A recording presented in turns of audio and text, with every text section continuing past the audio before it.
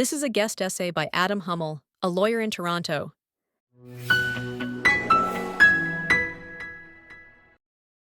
Let's start with a quote from Theodor Herzl, the father of modern political Zionism. I have called Zionism once as an endless ideal, and I truly believe that even after we gain our land, Eretz Yisrael, it will not cease to be an ideal. For Zionism, as I see it, incorporates not only the aspiration to a promised land for our miserable people, but also an aspiration for a moral and spiritual wholeness. There's a question I keep circling back to, especially when I think about how we teach Zionism in the diaspora and how we model it for the next generation. What exactly is the diaspora's role in Zionism now? Not rhetorically, not emotionally, but practically, ethically, and educationally. For a long time, diaspora Jewish discourse has rested on an assumption that feels both intuitive and increasingly unstable. Zionism is something Israel does, and the diaspora responds. Israelis carry the burden of power and consequence. Diaspora Jews supply values, critique, funding, advocacy, and moral voice. Some days, that division feels reasonable. Other days, it feels like abdication, dressed up as humility. Historically, at least, it is incomplete. Zionism was born in the diaspora as a response to Jewish powerlessness, not as an Israeli identity project. It emerged from the recognition that Jews, as a minority, wherever they lived, were subject to forces they didn't control, and that moral refinement alone had never been sufficient to protect them. Political Zionism wasn't a slogan or sentiment. It was an argument, often uncomfortable, that Jews needed to relearn how to act in history with agency, responsibility, and consequence. That argument was articulated almost entirely outside the land of Israel. The Hungarian-born Theodor Herzl wrote The Jewish State in Paris. The first Zionist Congress convened in Basel, Switzerland. The World Zionist Organization was, by design, a diaspora political body, created to mobilize Jews across borders, languages, and communal cultures. The Basel program spoke not in the language of symbolism or longing, but in the language of political reality, organization, diplomacy, settlement, leverage, and power. Diaspora Jews built the institutions that made Zionism real. The Jewish National Fund raised funds across continents to purchase land. United Israel Appeal financed national infrastructure. Hadassah, founded in the United States by the American-born Henrietta Sold, helped build Israel's medical system. Youth movements like Beitar, originating in Poland, trained generations of Jews not just to care about Zionism, but to take responsibility for it. This wasn't abstract attachment, it was preparation. Even Zionism's diplomatic achievements were shaped through diaspora political engagement. The Balfour Declaration wasn't the product of moral pleading alone, but of leverage, relationships, and statecraft by people like Chaim Weizmann, a Russian living in the UK, who became the modern state of Israel's first president. United Nations Resolution 181, passed in 1947 in New York, approving the partition of British Mandate Palestine and the establishment of a Jewish state, did not emerge simply because Jews like Abba Eban, a South African, were eloquent or sympathetic, but because they were organized and prepared to act on the outcome. Then the modern state of Israel was established, and the question changed. Statehood solved a central problem Zionism was meant to solve, but it didn't resolve Zionism itself. In 1951, the World Zionist Organization adopted the Jerusalem Program, no longer the Basel Program, explicitly reaffirming that Zionism requires action not only in Israel, but throughout the Jewish world. Zionism was never meant to become Israel's exclusive domain, nor the diaspora's spectator role. And yet, over time, something shifted. For many diaspora communities, Zionism became less a lived framework of obligation and more a subject of interpretation, advocacy, and emotional identification. Not because diaspora Jews stopped caring, but because Israel's existence made it possible to care at a distance. Zionism could be supported, defended, debated, even loved, without always being inhabited. I am not sure that shift was wrong. I am increasingly sure it was consequential.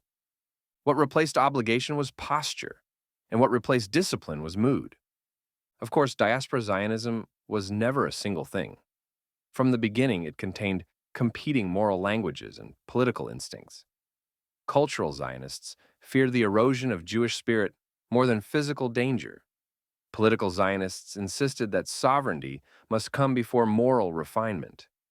Labor Zionists tied redemption to social justice and collective labor. Revisionists warned that restraint would invite catastrophe. And religious Zionists debated whether human initiative was faithful service or heresy. These were not side debates. They shaped institutions, leadership, and the very lives Jews built. In the diaspora, Zionism was always a debate about how Jews should live with power, not whether power was necessary at all. For a long time, that distance seemed manageable. Moral discussion could remain theoretical. Jewish vulnerability could be treated as historical rather than current. Zionism could be debated as an idea rather than lived as a condition. October 7th shattered that illusion.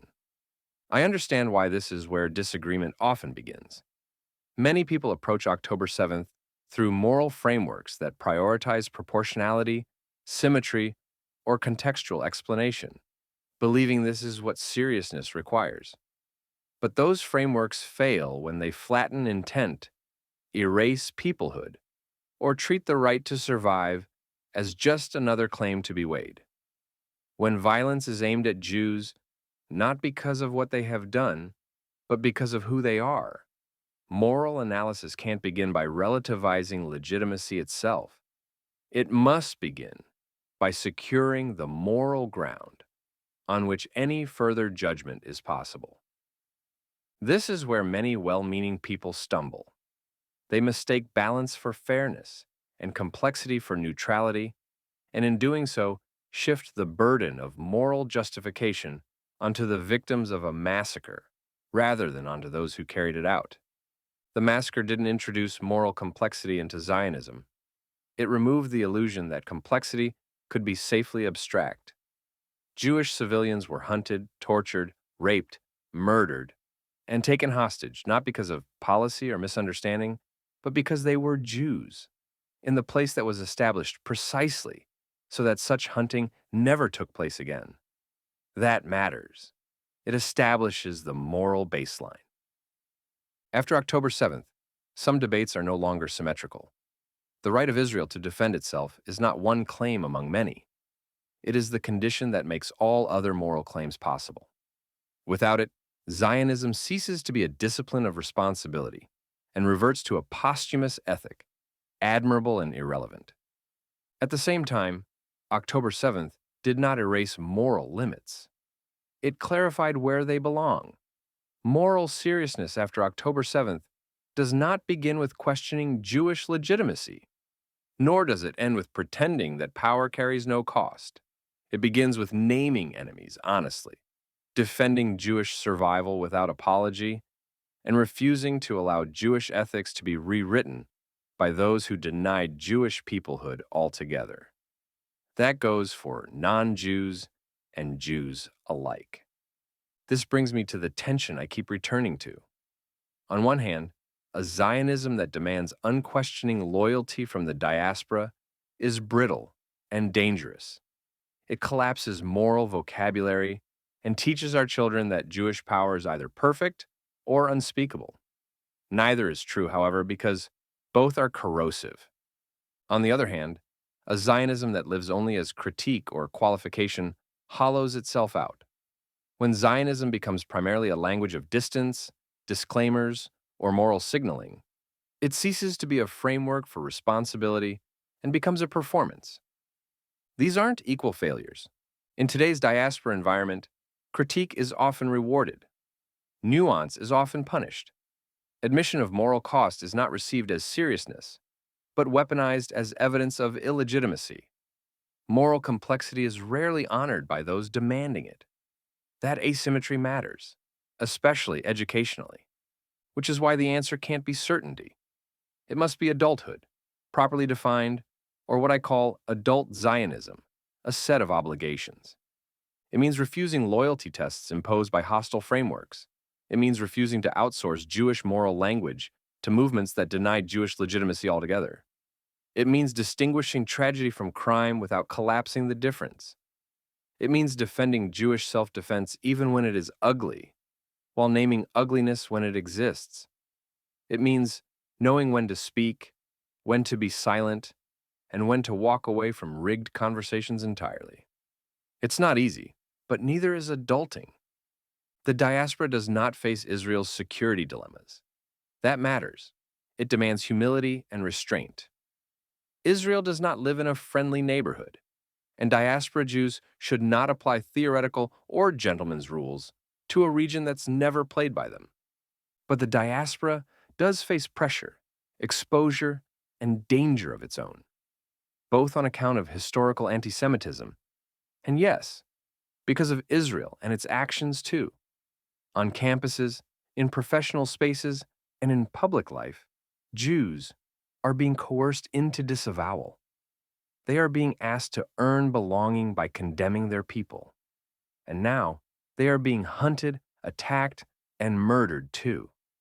That means diaspora Zionism can't be something we only talk about among ourselves, but it also can't turn into public confession or self-denunciation. Teaching Jewish morals is first and foremost a Jewish responsibility, aimed at our own community and our own children. Engagement with the outside world should be thoughtful and strategic, not an emotional exercise or a bid for approval. This is where the diaspora's role becomes clearer. The diaspora does not get a veto over Israeli policy, but it does carry responsibility for sustaining Jewish legitimacy for power itself. It educates the next generation not only about what Israel does, but about why Jewish power exists at all. What does this look like in practice? Imagine a moment when Israel makes a military decision that is necessary for Jewish survival, but causes real civilian suffering. Diaspora Zionism does not demand blind defense nor performative condemnation. It demands language capable of holding tragedy without surrendering legitimacy. It demands teaching our children that moral cost exists without turning cost into accusation. Now imagine the opposite case. Israel hesitates when action is required, constrained by international opinion or reputational fear, and Jews are harmed as a result. Diaspora Zionism does not respond with distancing from moral comfort. It insists clearly that Jewish life cannot be negotiated away in the language of restraint. Or consider this. A Jewish student is asked to condemn Israel before being welcomed into a coalition. Adult diaspora Zionism does not train reflexive defense or reflexive disavowal. It trains refusal. Refusal to accept coerced speech. Refusal to trade peoplehood for proximity. Refusal to participate in moral shakedowns masquerading as dialogue. These moments test not loyalty versus betrayal, but adulthood versus avoidance. If Zionism is only defense, it collapses into propaganda. If it is only critique, it dissolves into abstraction. If it is only feeling, it can't guide action at all. But if Zionism is understood as a discipline, a framework for holding power and ethics together under pressure, rooted in the belief that the Jewish people have a right to a safe and secure home in the land of Israel, then these moments become educational rather than paralyzing. They teach judgment rather than posture, responsibility rather than reflex. Reclaiming Zionism as a diaspora inheritance doesn't mean mimicking Israeli policy or issuing judgments from a safe distance. It means refusing to outsource Jewish seriousness. It means teaching history honestly and completely. It means speaking clearly about power without fetishizing it. And it means rejecting both the fantasy that acceptance is permanent and the fantasy that survival alone absolves everything. Zionism itself was born as a rebellion against leaders who were learned, sincere, and wrong. Leaders who believed intellect could replace action, but it was never a rejection of morality. It was an insistence that morality must live in history, among real people, under real threat. I do not pretend this resolves the tension. I doubt it ever will. Diaspora Zionism was never a single inheritance handed down intact. It was always a set of competing moral and political traditions, each offering different answers to the problem of Jewish power. The mistake today is not disagreement, but evasion, treating pluralism as a refuge from responsibility and ambiguity as a moral position in itself. What I'm arguing for is not a return to consensus, which never existed, but a return to seriousness, a willingness to choose among imperfect Zionist traditions rather than hide behind their diversity. Some instincts prepare Jews for adulthood in history, where power, danger, and consequence are real. Others, however well-intentioned, collapse under pressure and ask Jews to justify their legitimacy before they are allowed to defend their lives. A diaspora Zionism understood as a discipline rather than a posture produces stronger Jews and sturdier communities. It teaches the next generation that loving Israel means judgment as well as loyalty, moral clarity without moral theater, and responsibility without illusion. Choosing that tradition again is not an Israeli demand. It is a diaspora task. And after October 7th, it is no longer optional.